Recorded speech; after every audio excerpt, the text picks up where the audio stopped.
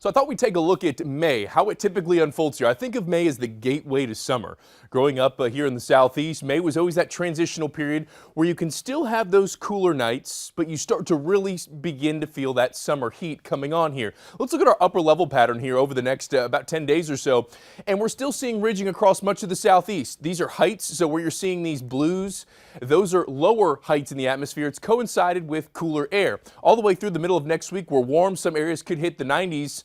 But then some point late next week into the following weekend, this is around May 11th, we have some cooler air that's diving into the Great Lakes region, the Mid-Atlantic and New England. This could bring us some of that cooler and drier air here to the southeast, and that's why May can be great. You can still have some of that cool air. You can also have lots of rain this time of year, but our temperatures is the focal point here over the next 8 to 14 days, still calling for above average temperatures across much of the southeast, central Alabama. The warmest air being over the Florida Peninsula. Some cooler air begins to develop in the middle of the country here.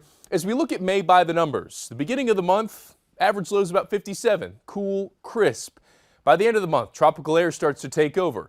You've got temperatures in the middle 60s for an average morning low. And then you look at our highs, we gain about 6 degrees on the average. But the big one here, sunset times. This is where summer comes to fruition to me. As a kid, you have the sun staying out late. We go from 7:30 sunset time to a 7:51. We also tack on some time in the morning with earlier sunrise. And it's still a transitional month, of course. We have fronts coming in here, the battle between cooler air to the north and that tropical air to the south. So you can still have higher rainfall totals. A lot of areas just shy of 5 inches. That's a look at some of the normals for May and a look at the next couple of weeks.